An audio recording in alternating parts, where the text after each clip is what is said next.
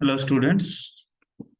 अभी हम दोनों बुक्स जो इंग्लिश की हैं, फ्लेमिंगो और विस्टास, दोनों का एक अच्छा सा रिवीजन करने वाले हैं। लेकिन हम उसको उस अंदाज में नहीं करेंगे जैसे आप बहुत सारी यूट्यूब चैनल्स पे देखते हो कि वो बहुत शॉर्ट में आपको पूरे का पूरा लेसन समझा देते हैं। मैं ये नहीं कह रहा हूँ कि मैं बहुत ज्यादा लॉन्ग करने वाला हूँ, बट मैं ये कह रहा हूँ कि मैं इसको एनसीईआरटी स्टाइल में समझाने वाला हूँ पूरा का पूरा। ठीक है, तो हमारा सबसे पहला चैप्टर है द लास्ट लेसन। ठीक, द लास्ट लेसन जो चैप्टर है आपका, एक फॉर्मेट के साथ हम काम करेंगे। सबसे पहले ऑथर के बारे में जानते हैं। देखिए, लास्ट लेसन जो है उसको लिखा है अल्फोंस डॉर्डेट ने। ठीक है, अल्फोंस डॉर्डेट जो है वो एक फ्रेंच नॉवेलिस्ट थे और एक स्टोरी राइटर।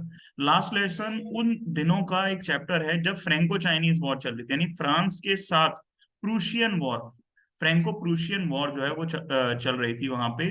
और फ्रांस जो है वो प्रूशिया के हाथों हार गया था। देखिए, प्रूशिया जो देश है वो आज की तारीख में नहीं है, लेकिन जिस समय प्रूशिया था तो उस समय जर्मनी, पोलैंड और ऑस्ट्रिया, इसको मिलाकर प्रूशिया बना करता था। थोड़ा सा हिस्सा था ऑस्ट्रिया का भी। ठीक, तो जब प्रूशिया फ्रांस के दो डिस्ट्रिक्ट को जीत जाता है, एलेस्को और लॉरेन, तो वहां पर एलेस्को और लॉरेन की जो स्कूल लाइफ है उसमें एक चेंज आता है। क्यों? क्योंकि जब भी कोई राजा किसी दूसरे देश के किसी शहर को जीता करता था तो वहां पर अपनी लैंग्वेज को पढ़ाना शुरू करते थे सबसे पहले। ठीक है, तो अलेस्को और लॉरेन में पढ़ाई जाती थी फ्रेंच। अब वहां पर से फ्रेंच लैंग्वेज को पढ़ाने की जगह लैंग्वेज चेंज होने वाली थी और बनने वाली थी वहां की लैंग्वेज जर्मन। ठीक है, तो यहाँ पर यही बताया गया है कि जब वो बच्चे जो फ्रेंच बोलना सीख ही रहे थे और उन्हें ठीक से आती भी नहीं थी, जब वो बच्चे फ्रेंच को छोड़कर अचानक से जर्मन बोलेंगे तो स्कूल लाइफ पर क्या इफेक्ट पड़ा। ठीक है, चलो थीम देखो इसकी। देखो, थीम में ये दिखाया गया है कि जो कल्चर है उसे कोरिलेट करा गया है कि फ्रांस का जो कल्चर है और जर्मनी का कल्चर वो किस तरह से अलग अलग था। हैगीमोनी दिखाई गई है, यानी इंपीरियल और कॉलोनियल पावर।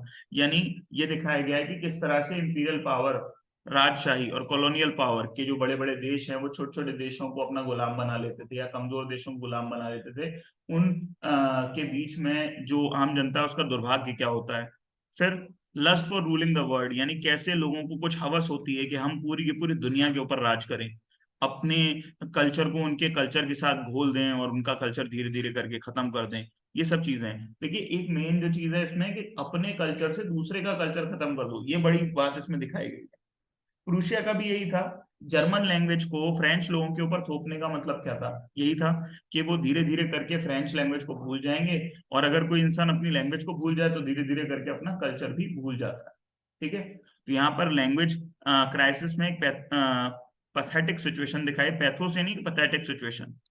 ठीक, लैंग्वेज हमारे एक असेट होती है और जब भी हमारा देश खतरे में हो तो अपनी लैंग्वेज से जब तक हम जुड़े रहते हैं तब तक हमारा देश बचा रहता है, और जैसे ही हमारी लैंग्वेज हमसे छूट जाती है हमारा देश भी हमसे छूट जाता है।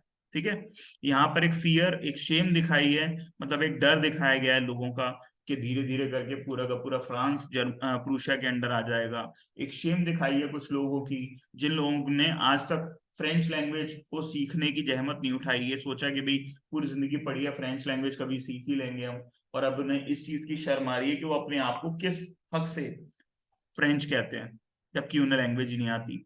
और एगोनी दिखाई, एगोनी यानी लोगों का दर्द दिखाया कि कैसे उनकी फ्रीडम खत्म हो रही है, कैसे वो लर्निंग की फ्रीडम रखते थे पहले कि जो चाहे वो सीख सकते थे, और अब उन्हें फ्रेंच सीखने नहीं दी जाएगी, मदर टंग यूज करने नहीं दी जाएगी। ये एगोनी इसमें दिखाई गई है। ठीक है, अब समरी पर आते हैं।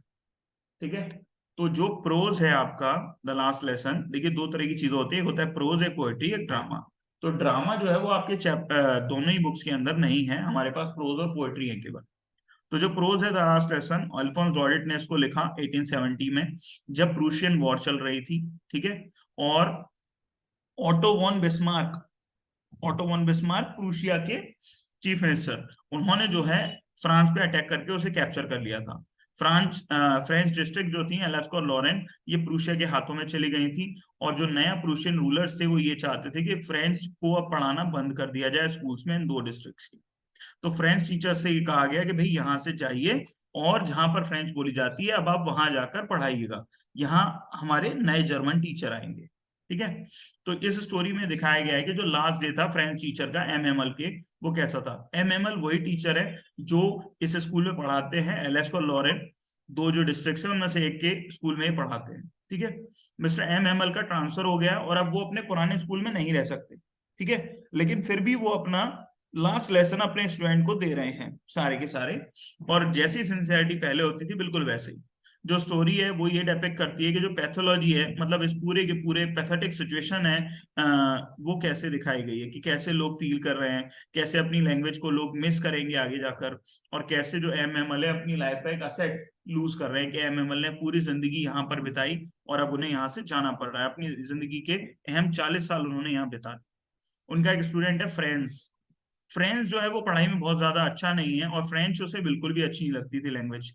ठीक है, और एम एम एल की जो आयरन रॉड थी उससे उसे बड़ा डर लगता था। वो स्कूल आता है उस दिन ये सोचकर कि आज तो मुझे पनिशमेंट मिलने वाला है, क्योंकि उसने पार्टिकल्स याद नहीं करे। और उसको स्कूल पहुंचने के बाद ये पता चलता है कि एम एम एल ने अपने संडे क्लोथ्स पहने हुए हैं, सारे पुराने पुराने विलेज के जो लोग हैं वो वहां बैठे हुए हैं, और बुलेटिन बोर्ड पर आते हुए उसने एक ऑर्डर पढ़ा था जिसमें लिखा हुआ था कि फ्रेंच जो है वो कितनी ज्यादा इंपॉर्टेंट है। और ये लास्ट लेसन था फ्रेंच का जो अभी वो पढ़ने वाले थे।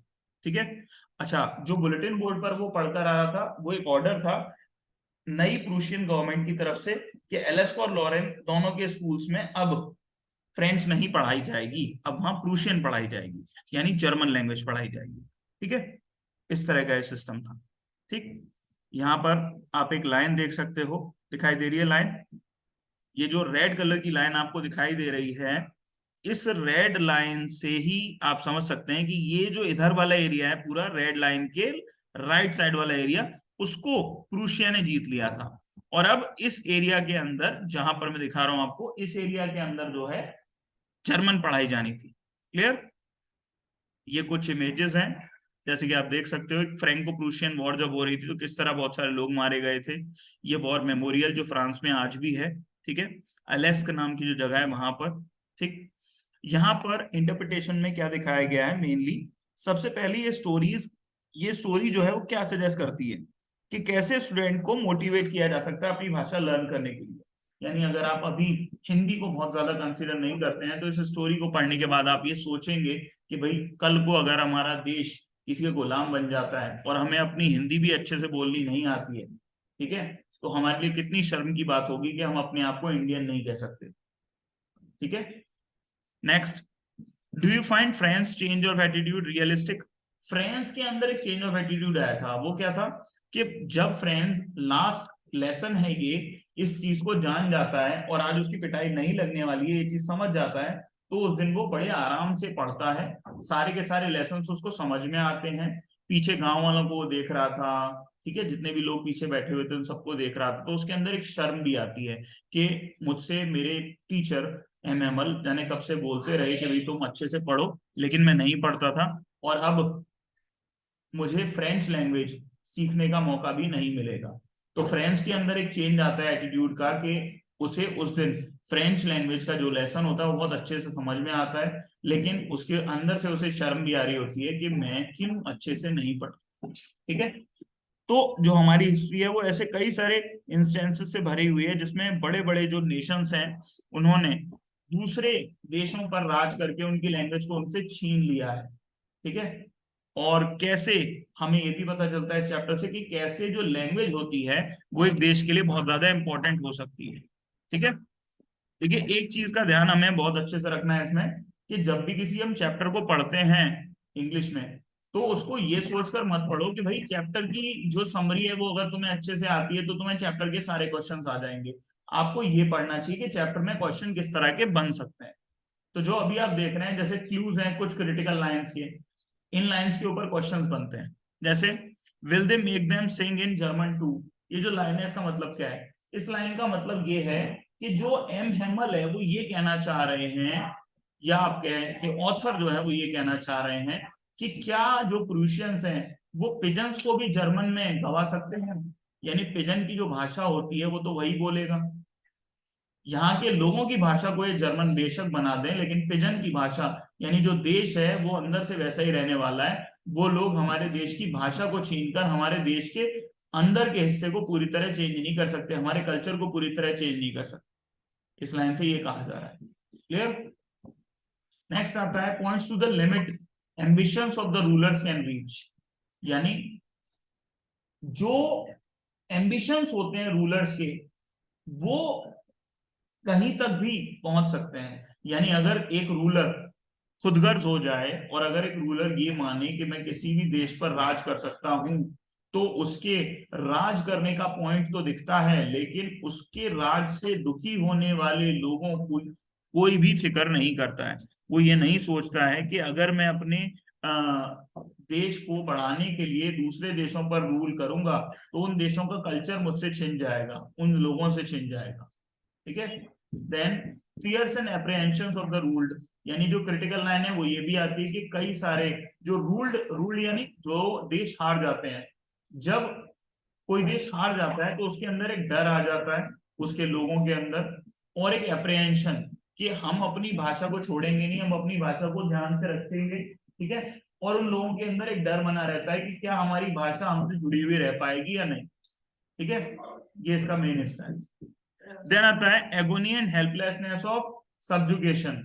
एगोनी और हेल्पलेसनेस यहां पर क्या है, सब लोगों का एक दुख दर्द अपने देश की भाषा को छूट जाने से या अपने देश का कल्चर छूट जाने से, और किस तरह वो अपने देश के कल्चर को बचाने की कोशिश कर रहे होते हैं, या अपने अपने ही देश की भाषा को ना सीखने पर खुद को कोस रहे होते हैं, या आप कह रहे हो पछतावा महसूस कर रहे होते हैं। ठीक है। पछताने को इंग्लिश में क्या कहते हैं? पछताने को इंग्लिश में क्या कहते हैं?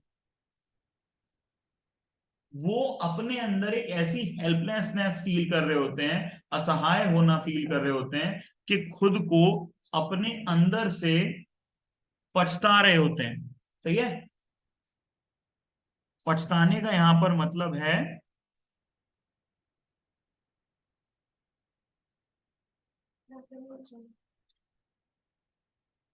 यहां पर आप रिपेंट बोल सकते हो पछताने के लिए।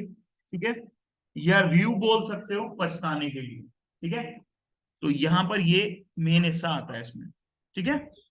तो यहाँ पर जो लोगों की लैंग्वेज है वो किस तरह से जुड़ी हुई रहती है लोगों से, वो बात कही गई है। तो लास्ट लेसन जो चैप्टर है आपका, उसके सारे के सारे मेन पॉइंट्स ये थे आपके। ठीक है। चलिए, थैंक्स फॉर लिसनिंग।